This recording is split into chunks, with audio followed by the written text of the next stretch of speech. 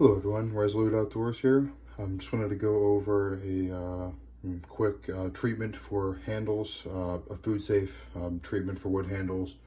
If you're going to be putting it on a knife, fillet board, butcher block, something like that. So the big thing is, I think most of us who are into tools and into wood handled things, are used to boiled linseed oil for hammer handles, axe handles, things like that.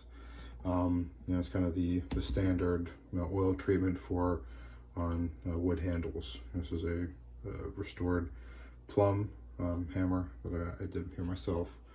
And after time, you build up the coats on that. I can change patina on those handles. Something like this here as well. It darkens up, so it's the same hickory type wood as on the other handle. Big thing with boiled linseed oil is it's my understanding that it comes from flaxseed, and that at one point it was actually boiled to reduce the drying time. If you've ever used raw linseed oil, you could take weeks to months to dry.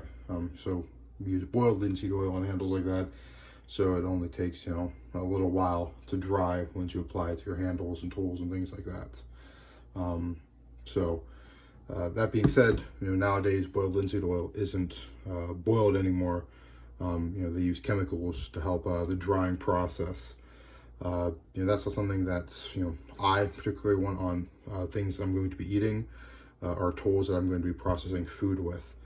So when it comes to things like this, I typically omit the boiled linseed oil as much as I like it, and I opt for something more like this. Now this is a jar here of homemade food safe handle treatments. This right here is basically by volume 50-50 mixture of beeswax and walnut oil. I haven't really experimented with too many other oils except for walnut oil, but this mixture has worked very well for me. This has lasted me a long time. I've had this for many years now. It's kind of like more of a balm, actually. Smells very good. Smells a lot like beeswax. Between the beeswax and the walnut oil, it's been very shelf stable over the years. I prefer to use this on my knives. Like these two knives around here are for processing deer, and I have a homemade fillet board for processing fish as well. This also works great on butcher blocks and things like that. I'd just rather use something that's I guess more natural as compared to a boiled linseed oil. That being said, I haven't really experimented with other oils. I'd assume you could probably make the same mixture with a olive oil or vegetable oil or things like that. Although I'm not sure on the shelf life, especially with like a vegetable oil, if it would last as long as this mixture has for me. Couple of tips and tricks for using this.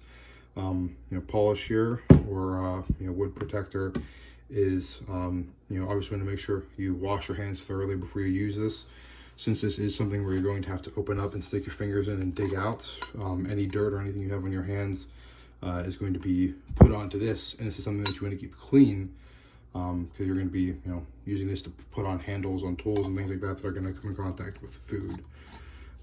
Also as well, how you apply it.